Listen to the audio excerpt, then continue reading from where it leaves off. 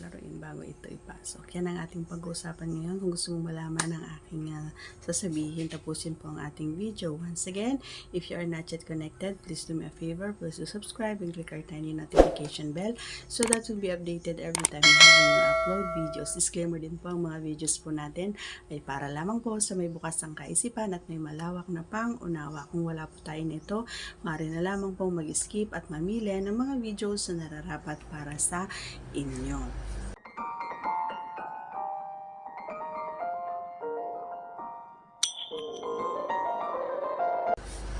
Alam niyo mga idol, ito yung pinaka-inaasam-asam kumbaga nating mga kababaihan, ano yung ginagawa nyo ito. Marahil ikaw ay bibihira na ginagawa mo ito sa kanya. Almost of the time ang ginagawa mo is naantun ka na kaagad. Alam mo yung masyado kang yung may mga katulad ninyo na nanonood dyan, nagmamadali kayo masyado. Hindi nyo ba alam na nagkakaroon ng idea minsan ang mga katulad namin? Halimbawa ako na lang, nagkakaroon ako ng idea kapag ganun lagi yung ginagawa mo. Nagkakaroon ako ng biglang sumasagi kumbaga sa isipan ko na sa susunod ayoko na kasi palagi na lang ganito, wala man lang alam mo yon, wala man lang, hindi man lang tumatagal, yung parang nagmamadali, parang gusto niya siya lang yung masaya.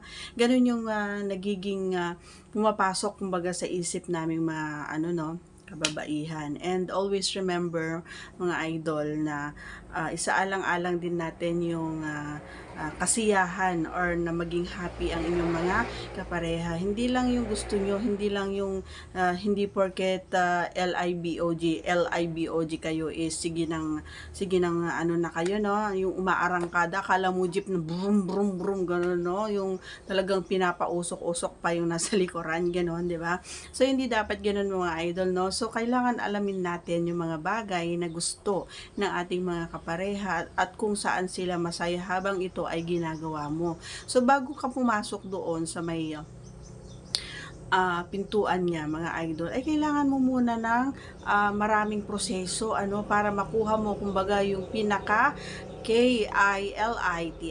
Yun yung pinaka-importante dito ng mga idol. Kasi kapag hindi mo nakuha yun, talaga naman na para ikaw lang yung naging masaya, parang ikaw lang yung minsan kasi alam mo yon, may mga katulad ko minsan na hinahayaan ko na lang kasi alam ko sa sarili ko na hindi ako kumbaga hindi ko makukuha yung gusto ko kumbaga, or hindi ako matapos gawa nga ng yung sa kilos pa lang, sa kilos mo pa lang is alam ko na yung kakalabasan. Alam kong hindi ako matatapos, alam kong hindi ako magiging masaya in the end, ganun. Alam kong ikaw lang pagkatapos mo, yun na, ganun ka na. So, dapat hindi ganun. So, bago ka pumasok doon, idol, inuulit-ulit ko, no, kailangan mo munang ng proseso, kailangan mo munang maglaro. Kailangan mong laruin yung mga dapat na bagay na naandun. Kailangan mong, kung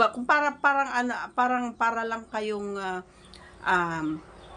alam mo yon, bago mo makuha yung loob ng isang tao, kailangan mo munang magpakitang gilas. Kumbaga, kailangan mo munang ipakita yung best side mo para gumaan yung loob niya sa'yo. Ganun lang yon. Kasi kapag pagkapasok mo pa lang, syempre medyo ganun yon. So hindi, kapag paulit-ulit na ganun ginagawa mo, susunod hindi ka na niya pagbibigyan. Gawa nga ng hindi naman siya naging masaya doon sa ginawa mo, bagko siya ay nagkaroon pa ng alam mo yon, ng TIKOT, kasi nga nasaktan siya, nasugatan siya, na-hurt siya, at alam mo yung inaasam niya na dapat maging masaya siya doon sa ginagawa mo, or inaabangan niya sa'yo is hindi mo ginawa.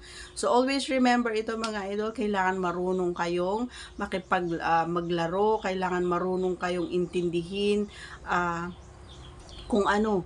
Kasi ito yung number 1 na proseso para mapabasa mo yung nasa down. Yun lang yung natin ng mga idol, kailangan mong maglaro. Kailangan mong laruin.